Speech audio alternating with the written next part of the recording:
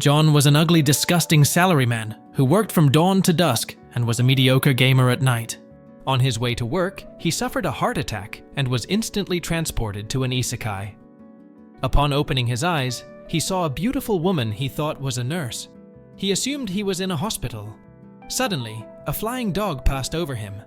Then a servant came in carrying a tray, and John was shocked to see his reflection as a baby. The servant said that he was a cute baby, but I think his mother is cuter. Yeah, boy. John had reincarnated into a baby named Ars. 3 years later, Ars had grown into a young man. Ars realized that he had died and reincarnated. He had learned to read and write, and he was slowly beginning to understand this isekai world. He was born in the Summerforth Empire. Ars concluded that he was no longer on Earth.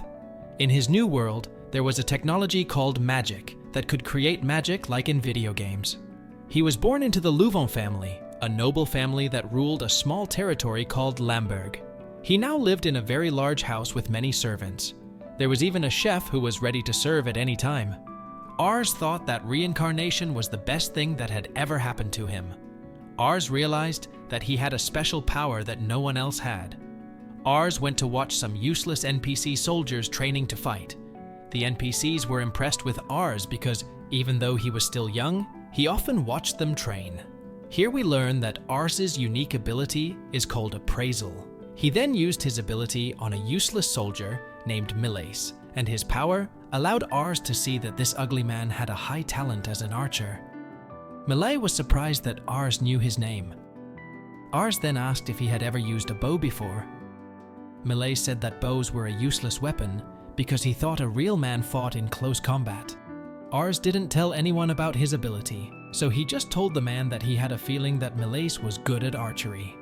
Ars begged him to try, so Millet couldn't refuse.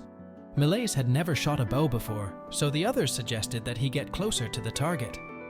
But Ars asked him to try from a distance, and when Millet did, everyone was shocked when the arrow hit the target right in the center. Everyone thought it was just luck, but Millet did it again and again. Everyone was amazed, and they all suggested that he become an archer.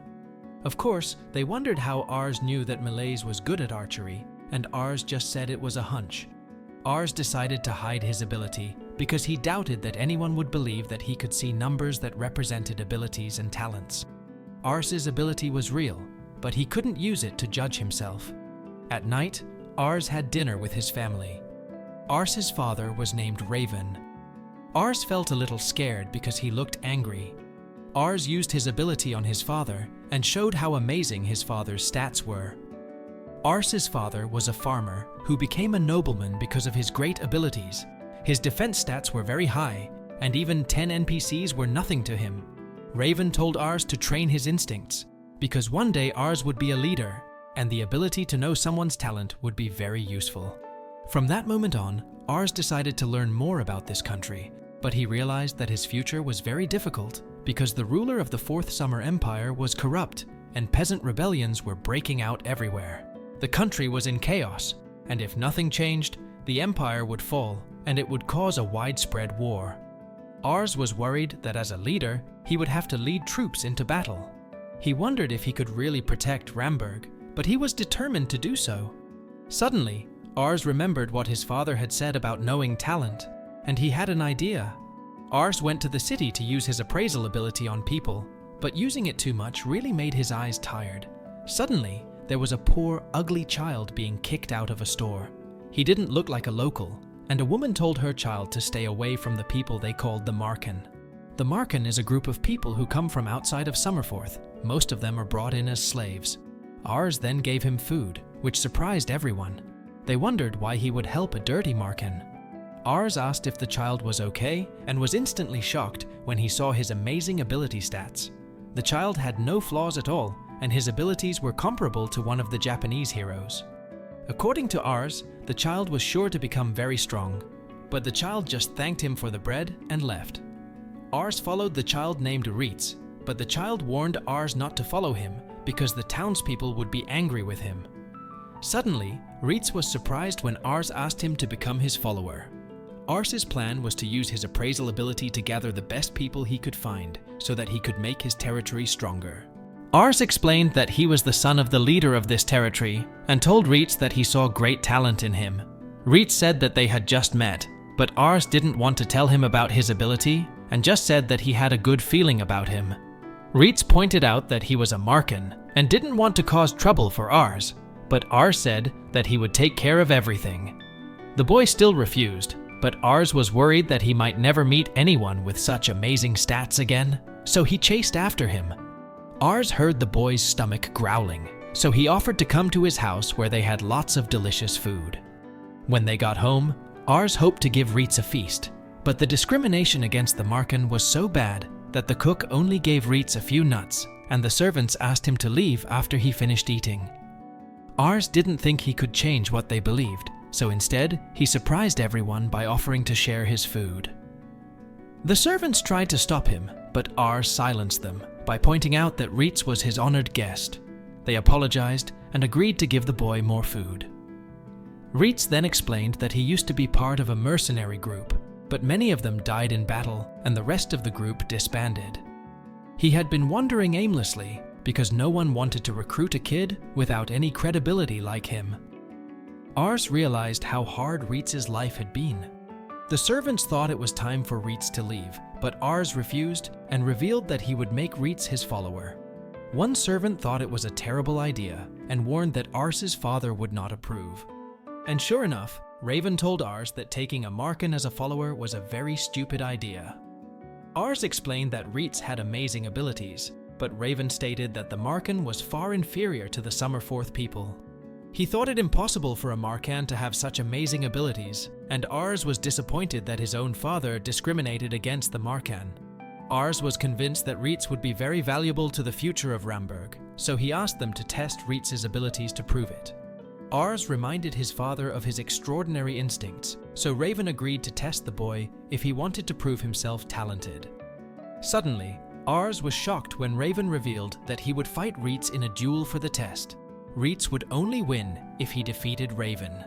Ars said that Reitz was only 14 years old, and he was not sure if he could win against Raven, who had been blessed with amazing fighting skills.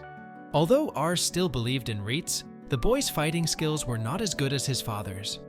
Raven explained that they would not fight fairly, and he would give Reitz a handicap. This sounded fair, so they agreed. Before the fight, Reitz wondered if Ars was doing all of this out of pity. Ars offered to cancel the fight if Reitz didn't want to be his follower, but Reitz explained that he would be honored. This was the best offer he had ever received in his life, even though it was too far-fetched. Ars assured him that he needed Reitz. Ars would be the leader of the territory one day, so when that time came, he wanted Reitz by his side. Reitz was inspired and promised to do his best. Outside, the other soldiers were surprised to see a Marca race there.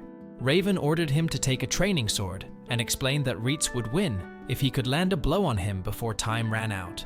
Ars admitted that his father had the highest ability stats in the country, but Reitz only needed to land one blow so he might still have a chance to win. The two fighters introduced themselves, and Raven told Reitz to show what he could do. The fight began, and Reitz immediately knew that even though they were only using training swords, Raven would cut him in half if he landed a hit. Reitz was amazed at how quickly Raven could follow his own attacks without losing power. Raven pushed him back a bit, and Ars began to lose hope because his father was too strong. The soldiers were surprised by Reitz's performance. Even when Raven wasn't serious about fighting them, they could barely hold their swords, let alone land a blow on Raven. However, Reitz was able to keep up with Raven, even though Raven didn't seem to be holding back and was really serious. Reitz was knocked back, and the soldiers decided that no matter how impressive Reitz was, there was no way he could land a blow on the greatest swordsman in the country. Time was running out, and Reitz remembered what Ars had told him. Reitz once again stated that he would do his best, and Ars was surprised to see the change in his expression. Reitz moved to attack, but Raven could predict his moves. Everyone was surprised, even though Reitz almost managed to land a hit, but Raven explained that the fight was over. Reitz saw that there was still a little time left, but the fight was over for a different reason. Everyone was then shocked when they realized that Reitz's attack had successfully hit Lord Raven, and Raven declared that Reitz had won. Ars knew his friend was talented, and Raven kept his promise to let Reitz become a soldier. Raven then admitted that Ars was right. Raven could tell that Reitz also had real talent, and predicted that he would probably become a top swordsman in the future. That's not all, because it was clear that Ars's ability to see someone's talent was real, and could even be a tremendous power in the future. Raven expressed that he was worried about how Ars would survive in the world war that was likely to come. But now he believed that Ars would become a great man, maybe even an emperor. But he said this was just a joke, because they came from a small territory. As long as Ars continued the family throne, Raven was happy. Reitz's performance won the hearts of all the soldiers, as they now all asked him for fighting tips. After that, Ars was amazed by Reitz's transformation, and we know that Reitz had decided to take on the role of servant so that he could help as much as possible. Ars didn't want to get ahead of himself because they were just a small territory, but having Reitz to serve him was like a dream for Reitz. If it weren't for Ars, Reitz was sure he would have died on the streets, so he thanked his new friend. He swore to spend the rest of his life repaying this debt, and Ars was happy about the start of his quest to build the strongest territory. Thanks for watching, please subscribe and see you on the next video. Love you guys.